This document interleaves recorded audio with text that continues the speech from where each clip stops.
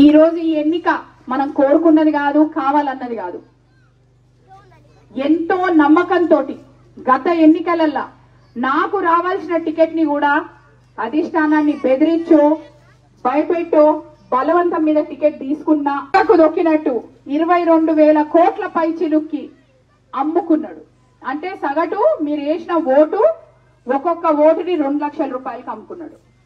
మళ్ళా ఆ తర్వాత రాజీనామా చేసి ఆత్మగౌరవం అని వస్తుండు. దెబ్బతీసింది ఎవరు ఆత్మగౌరవం? మనది కాదా? మనం కదా అమ్మింది, మన ఓట్ని కదా అమ్మింది. మీకేమైతుంది? నేను మొదటి నుంచి ఒక మాట చెప్పుకుంటూ వస్తున్నా, మన ఇంటిని మనం చక్క పెట్టుకుంటాం, పక్కింటోడు వచ్చి మన ఇల్లు చక్క పెడతాడా?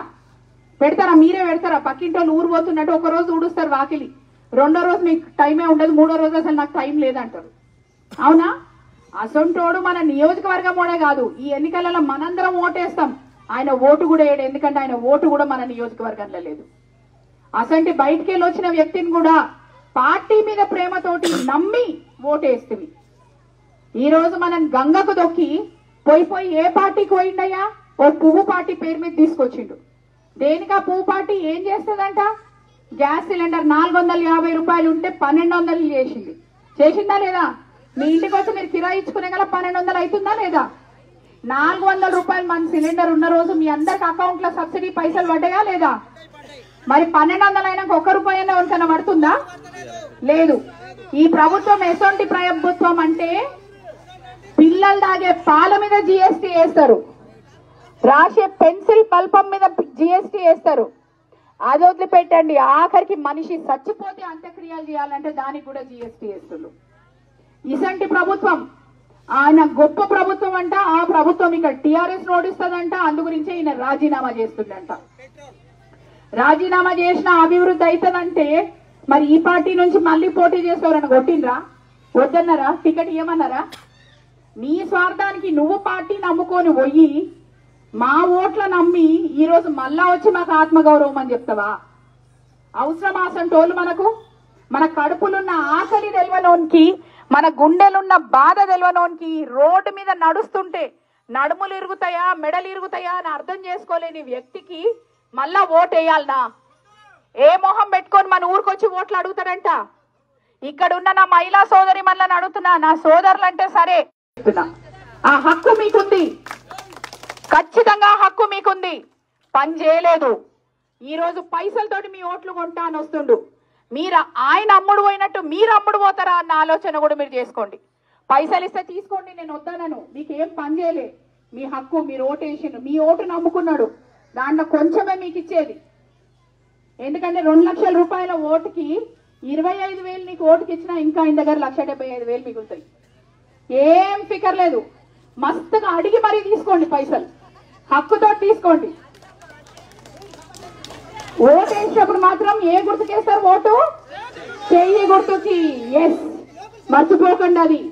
ఇంకో మాట, మన దగ్గర ఇంకో పెద్ద మనిషి వచ్చిండయ్యా, నేను తెలంగాణ తెచ్చినా, నేను ఉద్యమం చేసినా అన్నాడు. ఓ కారు తీసుకొని వచ్చిండు.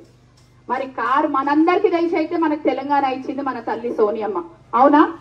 మరి ఈయన తెలంగాణ ఎట్లా తెచ్చిండు? కారు ముందు సీట్లో పెట్టిండా డిక్కీలో పెట్టిండా మనకు తెలియదు, కానీ తేనైతే తెచ్చినా అన్నాడు. సరే, మనం కూడా పోనీలే అని నమ్మినాం, ఓటు వేసినాం. వేస్తే ఈరోజు ఏం చేస్తుండయ్యా? మన ఉపాధి హామీ పథకం బంద్, కానీ వెనకలు వచ్చే ఇన్పుట్ సబ్సిడీలు కానీ మిగతా రైతులకు వచ్చే పథకాలు కానీ అన్ని బంద్. 600 రూపాయలు ఉన్న మీ ఫర్టిలైజర్ ఈరోజు 2,000 రూపాయలకు పోయింది, 1,800. అదే కాకుండా మీకు 300 రూపాయలు ఉండే గుళికలు ఈరోజు 650 రూపాయలు.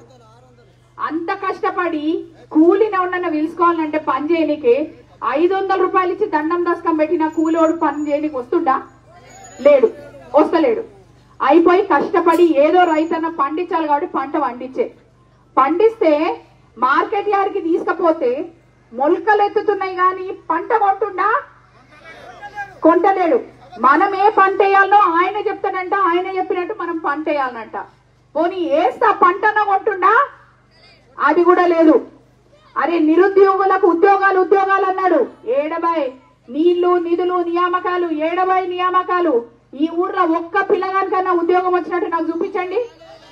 ఎవ్వరికి రాలేదు. మన పిల్లలు ఆ చదువుకొని కూడా ఆగమైపోతుందని మనం బాధపడుతుంటే ఈయన ఏం చెప్తాడు? అయ్యా ఎందుకు మీరందరు మీ కుల వృత్తులు చేసుకోండి, నేను గొర్రెలిస్తా బర్లిస్తా అని. అంటే మన పిల్లలు చదువుకోవద్దు, ముందు పడొద్దు, బాగుపడొద్దు. అదే బర్లు గొర్రెలు గాయాలి. ఎందుకంటే తెలివి ప్రభుత్వాలు ఉద్యోగాలు ఎవరికి వచ్చినాయి? వాళ్ళ కుటుంబంలో మాత్రం ఒక మనమే ఉద్యోగాలు లేకుంటున్నాం. ఇసొంటి ప్రభుత్వాలు, ప్రజా వ్యతిరేక ప్రభుత్వాలు పేద బడుగు బలహీన వర్గాలను, ఇటు మన దళితులను గిరిజనులను మోసం చేసే ప్రభుత్వాలకు మనము మళ్ళా అవకాశం ఇచ్చినామంటే ఖచ్చితంగా వాళ్ళందరూ కలిసి ప్రజాస్వామ్యాన్ని బొందబెడతారు, మన పేద ప్రజల్ని కూడా బొందబెడతారని చెప్పి గుర్తుపెట్టుకోండి. వాళ్ళు కేవలం వాళ్ళ ఇల్లు నింపుకోనికే, ఇట్లా దీపియనికే ప్రభుత్వం మిషన్ కాకతీయ వచ్చేదానికంటే ముందే 5 లక్షల రూపాయలు పెట్టి మీ అందరికీ తెలిసి ఎట్లా చేసిండు. ఎప్పటి నుంచో మాట్లాడుతున్న 8 ఏళ్ళు శేషిరెడ్డి తెలంగాణ రాగానే ఆంధ్రోలు చేస్తలేరు, మనం చేద్దామన్నారు. ఏడవైనా శేషిరెడ్డి వాగు తొవ్వి పెడతారా? ఫీడర్ ఛానల్ చేయడానికి ఎంత టైం పడుతుంది అయ్యా? మీ దగ్గర ఇన్ని 100 కోట్ల ముచ్చట రోజు పెడుతుండ్రు. ఓ 10-12 కోట్లు పెడితే అయ్యే ప్రాజెక్టు శేషిరెడ్డి వాగుది, వెల్మక్ అనేది. అట్లనే మనం ఒక్క ఎమ్మెల్యేకి 10 మంది పిఏలు, ఆ పిఏలకు మళ్ళా పిఏలు. మన బతికిదేనా? ఇసొంటి వాళ్ళు అవసరమా? మళ్ళా ఏ పని చేయకపోతే మిమ్మల్ని ఓటు అడగాను, మీ ఊరికే రానన్నాడు. మరి ఈరోజు ఏ మొహాలు పెట్టుకొని మళ్ళా వచ్చి ఓట్లు అడుగుతారంట. ఆ దానికి సమాధానం మీరు చెప్పాలి. మన ఇంకో ఆర్టీసీ డిపార్ట్మెంట్ ఉంది. మన పెద్ద మనిషి గోవర్ధన్ రెడ్డి సాబ్ ఉన్నప్పుడు ఏ ఊర్లో కూడా బస్సులు రాకుండా లేకుంటే మన వెల్మకన్నకి దాదాపు 78 నుంచి ప్రతిరోజు బస్సు వస్తుండే. ఈరోజు 70 బస్సులు, 82లో ఇక్కడ హాస్టల్ కూడా వచ్చింది. ఇన్ని చేసిన తర్వాత కూడా ఈ మునుగోడు గడ్డ కాంగ్రెస్ అడ్డా అని ఎందుకు అంటున్నాం? ఇక్కడ పరిపాలించిన వాళ్ళు పరిపాలిస్తే కాంగ్రెస్ వాళ్ళు చేసిండు, లేకపోతే కమ్యూనిస్ట్ వాళ్ళు చేసిండు. హాయ్ ఫ్రెండ్స్, మా టుడే టుమారో యూట్యూబ్ ఛానల్ చూస్తున్నందుకు చాలా థ్యాంక్స్. మరిన్ని లేటెస్ట్ వీడియోస్ కోసం వెంటనే సబ్స్క్రైబ్ చేయండి. అలాగే ఈ బెల్ ని కూడా రింగ్ చేసేయండి. మా నోటిఫికేషన్స్ అన్ని మీ మొబైల్లో వస్తాయి. అలాగే మా వీడియోస్ మీకు నచ్చితే లైక్ చేయండి, షేర్ చేయండి, నచ్చకపోతే కామెంట్ చేయండి.